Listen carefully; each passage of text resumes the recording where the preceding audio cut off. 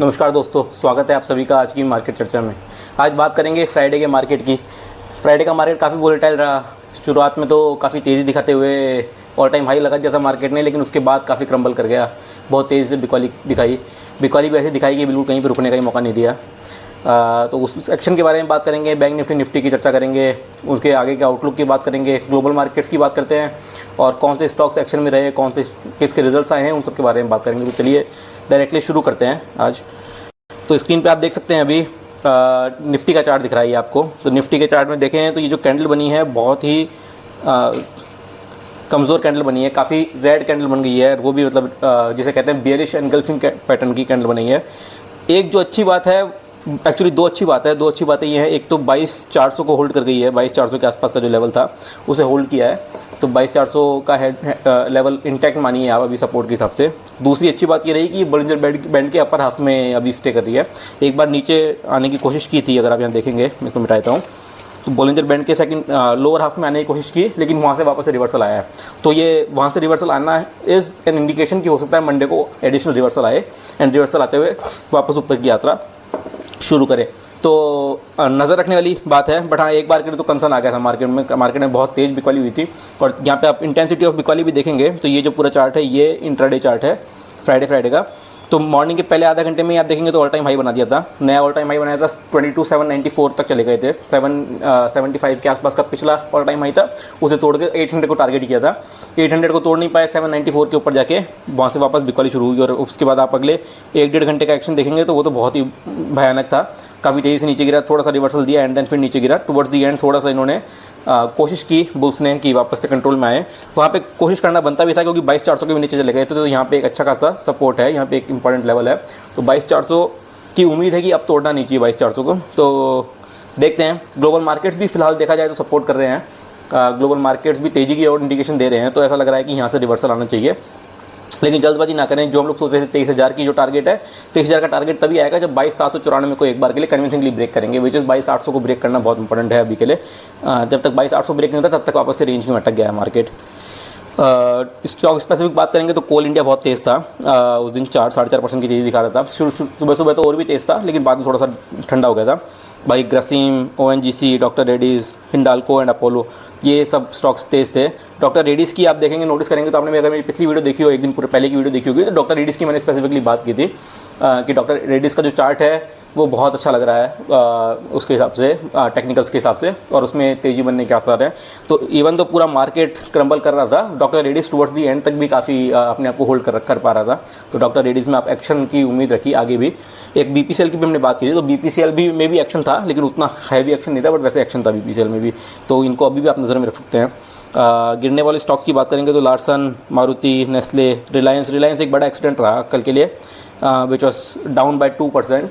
तो 2-2.25% रिलायंस की जब गिरावट होती है, अकेला रिलायंस अगर 2% नीचे गिरता है तो रिलायंस बहुत बड़ा हैवी वेट है मार्केट के अंदर, निफ्टी के अंदर। तो जब रिलायंस नीचे गिरने लगता है तो पूरी निफ्टी को नीचे गिरा लेता है, और फिर एक बार निफ्टी नीचे गिरता दिखता है तो पूरा ओवरऑल मार्केट का सेंटीमेंट खराब हो जाता है। तो फिर एक तरह से कैस्केडिंग इफेक्ट पड़ता है, लगातार बिकवाली आनी शुरू हो जाती है। तो रिलायंस का बहुत बड़ा इंपैक्ट रहा कल के मार्केट के अंदर। एक कोटक महिंद्रा का इंपैक्ट रहा। कोटक महिंद्रा में रिजल्ट्स आए हैं, अभी आगे बात करेंगे रिजल्ट्स की, बट एक रिजल्ट्स आए हैं कोटक महिंद्रा के, बहुत शानदार रिजल्ट्स हैं। तो Kotak Mahindra even though RBI का इशू हो गया है, उनके CEO और MD छोड़ के चले गए हैं, तो वो एक कंसर्न से हैं। लेकिन ऐसा लग रहा है कि मंडे को जब खुलेगा तो कोटक महिंद्रा शायद गैप अप खुलना चाहिए। तो कोटक महिंद्रा पे ध्यान रखें। अगर आपने कोई पोजीशंस बना रखी है तो एग्जिट के मौके ढूंढें। हो सकता है गैप अप खुले लेकिन सस्टेन ना करे because of the other problems, लेकिन सस्टेन ना करे तो भी अगर आप लोगों की पोजीशन थोड़ी नीचे के लेवल पे है तो अपना एग्जिट ढूंढें। अगर प्रॉफिट बना के निकल पा रहे हैं तो निकल सकते हो, निकलिए।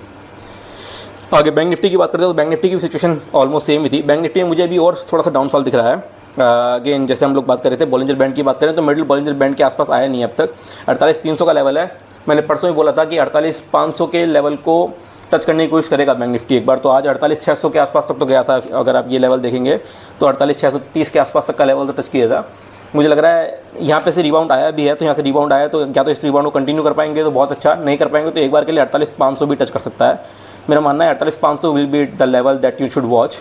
और एक बार 48,500 से रिवर्सल लेता है तो फिर वो कन्विंसिंग रिवर्सल होगा एंड देन वापस से ऊपर की यात्रा शुरू करेगा। तो बैंक निफ्टी में थोड़ा नज़र बनाए रखें जब तक कि 48,500 पे नहीं आता है, यहीं से ऊपर उठ जाता है तो फिर 49,000 के लेवल को ध्यान रखिए, 49,000 के ऊपर कन्विंसिंगली खड़ा हो, उसके बाद कोई पोजीशन बनाए। और अगर नीचे गिरता है तो 48,500 के आसपास पोजीशन बनाने की कोशिश करें।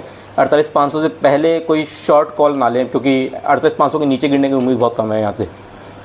आगे बढ़ते हैं तो बैंक्स में अगर स्पेसिफिकली स्टॉक्स की बात की जाए तो केवल 2 ही बैंक थे जो होल्ड आउट कर रहे थे, आईसीआईसीआई, एसबीआई, और वो दोनों बैंक्स भी आप देखेंगे तो 0.23 और 0.17% थे, तो ऑलमोस्ट फ्लैटिश ही मानेंगे, इसमें कुछ बुलिशनेस थी नहीं ज़्यादा।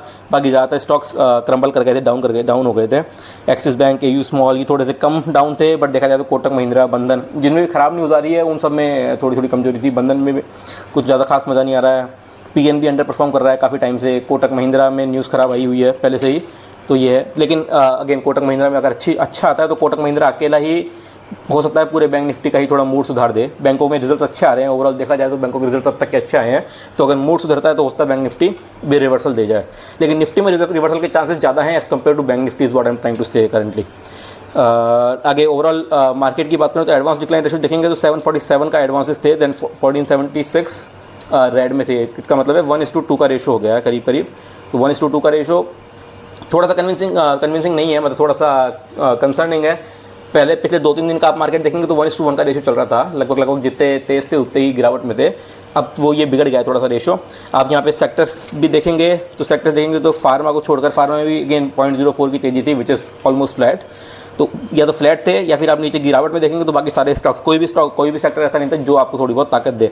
निफ्टी ऑटो जो कि कई दिनों से आउट परफॉर्म कर रहा है वो नीचे गिरा हुआ था। निफ्टी ऑयल एंड गैस जो कि आउट परफॉर्म कर रहा है वो नीचे था। निफ्टी रियल्टी जो जिसमें डीएलएफ, ओबराय रियल्टी, गोदरेज ये सब आउट परफॉर्म कर रहे थे, ये सब नीचे गिरे हुए थे। निफ्टी मेटल भी देखेंगे तो निफ्टी मेटल हालांकि ऊपर है लेकिन फिर भी वो भी आज नेगेटिव जोन में आ गया था।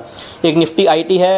निफ्टी आईटी को आप ऐसे मानिए कि ये आरसीबी की तरह है कि भाई आईपीएल हर साल आईपीएल होता रहेगा, आरसीबी हमेशा पॉइंट्स टेबल के नीचे रहती है, वैसे निफ्टी आईटी हो गया है। जो आईटी सेक्टर है वो लगातार नीचे चल रहा है, तो इसने मतलब ठान लिया है कि ये ऊपर नीचे नहीं, तो बाकी सारे सेक्टर ऊपर नीचे होते रहते हैं, कभी आउट परफॉर्म करते हैं, कभी अंडर परफॉर्म कर रहे हैं। आईटी ने बिल्कुल मूड बना लिया है कि वो हिलने को तैयार ही नहीं है। कोई भी आईटी में से कोई भी कंपनी तैयार नहीं है सपोर्ट देने को। तो जो लोग फंस गए हैं वो मतलब काफ़ी लंबा ही फंसे हैं अब की बार, जिसमें कोई रिस्पाइट नहीं दिख रही है आईटी में, तो ये चिंता का विषय तो है। देखते हैं कब वापस से मूड माहौल अच्छा होता है आईटी स्टॉक्स का। आगे बढ़ते हैं। अगर ओवरऑल एफएनओ स्टॉक की बात की जाए तो कोल इंडिया हमने ऑलरेडी देखा, निफ्टी का भी टॉप गेनर था, एफएनओ में भी टॉप गेनर था। भेल ने रिकॉर्ड तोड़ दिए हैं, भेल ने 300 का आंकड़ा भी पार कर दिया है। देखते ही पिछले 4-5 महीने के अंदर आप देखेंगे तो भेल ने गजब की तेज़ी दिखाई है और भेल ने काफ़ी पैसा बना के दिया इन्वेस्टर्स को जिन्होंने इसमें होल्ड किया होगा। काफ़ी लोगों ने मेरे हिसाब से ट्रेडिंग कॉल्स भी लिए होंगे भेल में, क्योंकि भेल में लोगों को डर भी लगा रहता है। भेल काफ़ी टाइम तक कंसोलिडेटेड रहा, काफ़ी टाइम तक अंडर परफॉर्म करता रहा, तो मेरे साथ जो भी इन्वेस्टर्स इसमें घुसते हैं वो घुसते ही निकलने की भी सोचते हैं। भेल में लोगों के लिए रुकना थोड़ा मुश्किल होता है, लेकिन जो रुक गए हैं, रिस्क लेकर रुके थे, उन्होंने खूब पैसा बनाया होगा इसके अंदर। इसके अलावा NMDC, Shri cement, Cummins and power finance को भी आप देखेंगे तो लगातार टॉप गेनर्स की लिस्ट में चल रहा है। पावर फाइनेंस और आरईसी तो ये 3 या 4 दिन लगातार हो गए हैं जब से पीएफसी और आरईसी टॉप गेनर्स की लिस्ट में आ रहे हैं। तो इनमें भी पावर में बहुत तेज़ी है। Power grid, NTPC, PFC, REC, जितने भी एनर्जी सेक्टर रिलेटेड या पावर सेक्टर रिलेटेड जितने भी स्टॉक्स हैं, कभी बीपीसीएल तेज हो जाता है, कभी कोल इंडिया तेज हो जाता है, तो energy, oil and gas, power, in sectors में बहुत तेज़ी चल रही है, तो इन सेक्टर्स को अपनी नज़र में रखिए। गिरावट की देखेंगे तो कोफोर्ज गिरावट में था। एमआरएफ के रिजल्ट्स आए थे, ड्यूरिंग द मार्केट ही आ गए थे। रिजल्ट इतने ख़राब नहीं है लेकिन शायद मार्केट को इतने पसंद नहीं आए क्योंकि एस्टीमेट से थोड़े कमज़ोर हैं रिजल्ट्स। तो एमआरएफ में थोड़ी सी गिरावट दिखाई टुवर्ड्स दी एंड, करीब 3.5-4% की गिरावट दिखाई। बाकी अदरवाइज़ रिजल्ट इतने ख़राब नहीं थे जितनी इन्होंने मेरे हिसाब से गिरावट दिखाई है। एसआरएफ थोड़ा डाउन था। Oberoi realty, Aditya Birla fashions and then GMR airports भी थोड़ा डाउनफॉल दिखा रहा था। अब आगे कल की बात करते हैं कि कल मंडे को क्या होने वाला है, आगे के आउटलुक की बात करते हैं, वो बहुत इंपॉर्टेंट है। तो निफ्टी करीब अभी 22,475 के आसपास है, विच इज़ लाइक 22,500 का ही लेवल मान के चलिए आप। 22,500 का लेवल तोड़ दिया है लेकिन अभी भी यही मानेंगे कि 22,500 के आसपास है, तो उसी इन द मनी माना जा रहा है। जो आप मैक्सिमम पुट राइटिंग देखेंगे वो भी 22,500 के आसपास ही है, विच इज़ 145,976 का जो ओपन इंटरेस्ट है वो यहीं पे है। तो 22,500 एक बहुत इंपॉर्टेंट लेवल है एज अ सपोर्ट। अभी हालांकि इससे नीचे है लेकिन एज अ सपोर्ट काम कर रहा है 22,500 का जो लेवल है, तो 22,500 के लेवल को बहुत इंपॉर्टेंट मान के चलिए। इसके अलावा 22,400 का लेवल आपके लिए बहुत इंपॉर्टेंट हो जाता है। 22,400 का level not just because of the open interest but because 20 EMA का जो लेवल है वो भी 22,400 के आसपास ही आता है, तो इसलिए ये बहुत इंपॉर्टेंट है। तो 22,400 को होल्ड करना बहुत इंपॉर्टेंट है। अगर 22,400 भी होल्ड नहीं कर पाता ना निफ्टी, अगर 22,400 होल्ड नहीं होता है तो फिर आपको ये मान के चलना पड़ेगा कि अब शायद 22,200 के लिए तैयार हो रहा है, और 22,200 भी तोड़ता है तो फिर 22,000 के लिए तैयार हो रहा है। तो एक बार के लिए अगर 22,200 से मतलब 22,400 के नीचे पकड़ता है तो फिर आप 22,200 तक कोई लॉन्ग ट्रेड ना लें, फिर तो शॉर्ट में ही काम चलाएं, और जो भी सेल ऑन राइस वाला जो मार्केट होता है वो वाले मार्केट में तब्दील हो जाएगा ये मार्केट, और 23,000 को तो भूल जाइए फिर अभी के लिए। बट मेरा मानना है कि 22,400 से पहले रिवर्सल ले लेगा, रिवर्सल लेने के बाद वापस से 22,800 को टेस्ट करेगा। ऊपर की बात की जाए तो 22,800 के ऊपर मैक्सिमम कॉल राइटिंग है, 278,000 की का ओपन इंटरेस्ट है, तो 22,800 आपके लिए बहुत इंपॉर्टेंट रेजिस्टेंस है। वो वैसे भी दिख ही रहा है क्योंकि 22,775 से 22,800 के बीच का जो लेवल है वो ऑल टाइम हाई के बीच में भी चल रहा है और वो तोड़ नहीं पा रहे हैं, तो वो एक आपके लिए बहुत इंपॉर्टेंट हो जाता है। 22,800 तक नहीं टूटता है, वो बहुत बड़ा रेजिस्टेंस है। इसके अलावा 22,700 का एक रेजिस्टेंस है, एंड देन 22,600 का भी रेजिस्टेंस है। 22,600 भी बहुत मेरे लिए इतना इंपॉर्टेंट नहीं है। 22,700 और 22,800 के बीच का जो टाइम है वहाँ पे मार्केट कितनी देर गुजारता है और उसके बाद कितनी जल्दी उसको ब्रेक करके ऊपर कंसोलिडेट करता है, वो देखने लायक होगा। तो आप इस रेंज को पकड़ के रखिए, 22,700 से लेकर 22,800 के बीच में किस तरह से मूवमेंट कर रहा है मार्केट अगर होता है तो, और अगर नीचे गिरता है तो 22,400 से 22,500 के बीच में किस तरह से रिएक्ट कर रहा है मार्केट, उसको ध्यान में रखिए। बाकी आपके लिए जो ब्रॉडर लेवल है वो 22,400 से 22,800 की हो गई। अब कल के ट्रिगर्स की बात करते हैं। कल के लिए इस ऑप्शन चेन के अलावा बाकी क्या ट्रिगर्स रह सकते हैं। तो एक तो ग्लोबल मार्केट्स हमारे लिए ऑब्वियसली एक ट्रिगर रहते हैं। तो ग्लोबल मार्केट्स आप देखेंगे राइट हैंड साइड में, तो गिफ्ट निफ्टी फ्राइडे को अच्छा बंद हुआ, 112 पॉइंट ऊपर था। डाउ जोन्स भी बहुत अच्छा बंद हुआ, करीब 1.25% तेजी दिखाई दी, तो बहुत अच्छी खासी तेजी दिखाई दी मार्केट ने। डाउ जोन्स के हिसाब से, गिफ्ट निफ्टी के हिसाब से देखा जाए तो मार्केट गैप अप ओपन देना चाहिए मंडे को। तो जो भी नेगेटिविटी थी मार्केट के अंदर फ्राइडे की, वो फ्राइडे को शायद खत्म हो जानी चाहिए और मंडे से वापस से नई सीरीज़ के साथ अच्छी शुरुआत होनी चाहिए इनके हिसाब से। बाकी नेस्डैक अच्छा था, S&P 500 भी अच्छा तेजी शो करा था, 1.25% की तेजी शो करता था। तो ऑल ओवर ग्लोबल मार्केट्स में यूएस के मार्केट के हिसाब से तो अच्छी खासी तेजी थी। देखते हैं मंडे किस तरह से शुरू होता है। FII-DI डेटा की बात करें तो FII-DI डेटा तो बहुत पॉजिटिव नहीं माना जाएगा। जो DIIs हैं उन्होंने तो 690 करोड़ की ओवरऑल खरीदारी की है, जो कि उनकी जो नॉर्मल खरीदारी है उससे थोड़ा कम है। नेट खरीदारी करेंगे देखा जाए तो करीब 2,000 करोड़ तक की खरीदारी कर लेते हैं नेट में, लेकिन अब थोड़ी DIIs की खरीदारी कम हो गई है। और FIIs की बिकवाली अभी भी चालू है, 2300 करोड़ की आप देखेंगे नेट में बिकवाली है। उन्होंने ओवरऑल 19,800 करोड़ की बिकवाली की थी और करीब 17,500 करोड़ की खरीदारी की थी। तो ओवरऑल -2300 करोड़ की का वैल्यू निकल के आया है। यहाँ पे एक पॉजिटिव बात यही हो सकती है कि FIIs पहले 3-4 हज़ार 5,000 करोड़ तक का माल बेच रहे थे, अब जो नेट में है बिकवाली है वो 2300 करोड़ के आसपास रह गई है। इससे पहले एक दिन पहले देखेंगे तो 1,000 करोड़ तक का माल खरीदा भी था। तो FIIs की जो इंटेंसिटी थी बिकवाली की वो थोड़ी कम हुई है। तो हो सकता है थोड़ा सा पॉजिटिव मोमेंटम FIIs की तरफ से आ रहा हो मार्केट में, बट DIIs ने भी उतना ही इंटेंसिटी कम कर दिया। कल का जो मार्केट था उससे लग भी रहा था कि ऑल टाइम हाई पे शायद लैक ऑफ बाइंग आ गई है, क्योंकि जैसे ही ऑल टाइम हाई टच किया वहाँ से ऐसा लगा कि सारे इन्वेस्टर्स ने all of a sudden profit booking शुरू कर दी। Not just FIIs DIIs, even retailers का भी ऐसा था कि रिटेलर्स भी ऊपर के लेवल प्रॉफिट बुक करने को तैयार बैठे थे। तो ओवरऑल पूरे मार्केट में मतलब आप अगर देखते मार्केट को देखते तो आपको लगता है कि इतना नीचे कैसे गिर रहा है, इतना नीचे गिरना नहीं चाहिए था नियम से। द ओनली रीज़न कि इतना नीचे गिर रहा है बस बिकॉज कि नीचे खरीदार ही नहीं थे। तो नीचे खरीदार नहीं होंगे तो वो मार्केट्स में और रेट्स डाउन होती जाती है। तो बायर्स नहीं थे मार्केट के अंदर, क्योंकि ऑल टाइम हाई पे कोई भी खरीदना नहीं चाहता। सब लोग थोड़े से हेजिटेंट हो रखे हैं इस टाइम पे, बिकॉज अगेन चुनाव भी है, सब है। तो लोग जो हैं वो स्टॉक स्पेसिफिक ऑप्शंस और अपॉर्चुनिटीज ढूंढ रहे हैं। बाकी तीसरे ट्रिगर की बात करें तो वो बहुत इंपॉर्टेंट है, क्योंकि रिजल्ट्स आए हैं, बहुत सारी कंपनियों के रिजल्ट्स आ गए हैं। कुछ ड्यूरिंग द मार्केट आ गए थे, कुछ आफ्टर मार्केट आए हैं, आजकल में आए हैं, और कुछ शायद आज भी आ सकते हैं। तो देखते हैं उन सब के बारे में बात करते हैं। तो ब्रिटेन इंडस्ट्रीज़ का रिजल्ट आया, FMCG सेक्टर से बहुत अच्छे नहीं है रिजल्ट, थोड़े नेगेटिव साइड में ही है। तो देखते हैं किस तरह से रिएक्ट करता है मार्केट। डीमार्ट के रिजल्ट आए हैं तो YOY तो अच्छे हैं रिजल्ट्स, क्यों थोड़ा सा नेगेटिव है, लेकिन वैसे ओवरऑल रिजल्ट अच्छे हैं। तो डीमार्ट अच्छा थोड़ा पॉजिटिव रिएक्ट करना चाहिए मेरे ख्याल से। टाटा टेक्नोलॉजीज़ के आपको पता होगा, टाटा टेक्नोलॉजीज़ का जब IPO आया था तो बहुत हाइप्ड अप IPO था। काफ़ी टाइम्स मतलब बहुत मेरे हिसाब से 50-60 टाइम्स सब्सक्राइब हुआ था। ट्वाइस ऑलमोस्ट डबल कर दिए थे पैसे, जिनको भी नंबर लगा था इसके अंदर उनके पैसे ऑलमोस्ट डबल ट्रिपल कर दिए थे। लेकिन अब के जो रिजल्ट्स आए हैं वो उतने कन्विंसिंग नहीं है, थोड़ी सी गिरावट भरे रिजल्ट्स आए हैं, थोड़े नेगेटिव रिजल्ट्स आए हैं।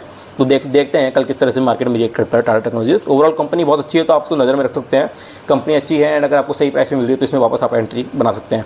टाइटन की बात करें तो टाइटन के रिजल्ट्स अच्छे आए हैं। प्रॉफिट थोड़ा सा एस्टीमेट से लो है, लेकिन अगर YOY नंबर्स देखेंगे तो YOY नंबर्स बहुत अच्छे हैं। तो टाइटन में अच्छा पॉजिटिव रिएक्शन आना चाहिए मेरे ख्याल से।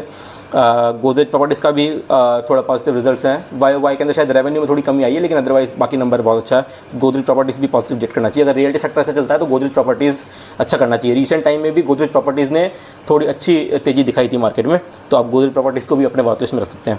MRF के रिजल्ट थोड़े मिक्स हैं, लेकिन ऑलरेडी मार्केट के ड्यूरिंग द मार्केट आए थे तो हमने ऑलरेडी देखा कि करीब 3-3.5% की गिरावट दिखा चुका है। तो मार्केट पनिश कर चुका है एक बार थोड़े से कमज़ोर नंबर्स के चक्कर में। कमज़ोर नहीं बोलेंगे लेकिन एस्टिमेट से थोड़े से कम थे नंबर, हाँ, बट मुझे लगता है हमारे भी रिकवर कर जाना चाहिए। CDSL की बात करें, CDSL के बहुत अच्छे रिजल्ट्स आए हैं। ये अगेन स्टॉक मार्केट से रिलेटेड कंपनी है, तो CDSL के रिजल्ट्स बहुत अच्छे हैं। ये म्यूचुअल फंड्स वगैरह में डील करती है कंपनी, तो इसको नज़र में रख सकते हैं। तो म्यूचुअल फंड से रिलेटेड जो भी कंपनी, एक्सचेंजेस से रिलेटेड जितनी भी कंपनियाँ, BSE, MCX, CDSL, CAMS और NSE ने भी अभी रिसेंटली, NSE लिस्टेड नहीं है कंपनी, लेकिन उसने भी बोनस इशू, जो भी प्री IPO कोई तरीका होता है इन्वेस्टमेंट करने का, उन लोगों के लिए काफ़ी बोनस NSE ने भी दिए हैं और रिजल्ट्स काफ़ी अच्छे दिखाए हैं। तो कुछ हद तक NSE जितने भी एक्सचेंज रिलेटेड कंपनीज हैं वो सब अच्छा परफॉर्म कर रही हैं। CDSL ने बहुत अच्छा परफॉर्म किया है, तो इसको भी आप नज़र में रखिए। IDBI बैंक के रिजल्ट्स अच्छे हैं और फाइनली कोटक महिंद्रा बैंक के रिजल्ट्स बहुत अच्छे हैं। तो कोटक महिंद्रा बैंक किस तरह से डील करता है वो बहुत इंटरेस्टिंग होगा देखना कोटक महिंद्रा के लिए, क्योंकि उसके पास एक नेगेटिव न्यूज़ भी है प्लस एक पॉजिटिव ट्रिगर भी आ गया है। अब तो देखते हैं दोनों मिलकर किस तरह से डील करते हैं और मार्केट में इन्वेस्टर्स और ट्रेडर्स किस तरह से इसमें ट्रेड कर सकते हैं। मेरा मानना यह है कि ये ऊपरी स्तरों पर वापस से प्रॉफिट बुकिंग दिखाएगा, तो आपको जहाँ भी एग्जिट का ऑप्शन मिले, अगर आपने नीचे के लेवल पे लिया है तो आप बने रह सकते हैं, लेकिन अगर आपने ऊपर के लेवल पे ले रखा है और आप लोग अपना प्रॉफिट लॉस जो है उसे कवर करके स्टॉप लॉस से निकलना चाहते हैं, तो जहाँ पे एक बार गैप ओपन हो वहाँ पे थोड़ी देर देखें, अगर लगे कि सस्टेन नहीं कर पा रहा है तो वहाँ से निकलने की थोड़ी तैयारी करें।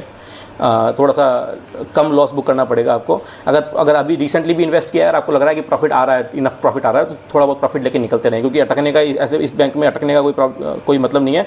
अच्छे बैंक्स हैं जो और भी अच्छा परफॉर्म कर रहे हैं, तो आपको इसमें जिसमें नेगेटिव न्यूज़ आ रही है उसमें थोड़ा सा आप लोगों को कॉन्शियस हो जाना चाहिए। बट देखते हैं किस तरह से रिएक्ट करता है। आज के लिए मार्केट में इतना ही, कल और बात करेंगे। कल देखते हैं मार्केट किस तरह से रिएक्ट करता है। बेस्ड ऑन मार्केट का रिएक्शन टुमारो हम लोग आगे की स्ट्रेटजी बनाएंगे। अभी के लिए तो ऐसा है कि मार्केट में एक रिवर्सल की उम्मीद है, तो कल देखते हैं मार्केट रिवर्सल देता है कि नहीं देता है। अगर रिवर्सल देगा तो फिर आगे की स्ट्रेटजी बनाते हैं उस हिसाब से। तब तक के लिए मस्त रहिए, खुश रहिए। वीडियो को लाइक कीजिएगा, वो पसंद आई हो तो शेयर कीजिए, कमेंट कीजिएगा if there is anything that you want me to talk about, और बाकी सब्सक्राइब कर लीजिए चैनल को और बने रहिए चैनल के साथ। Thank you.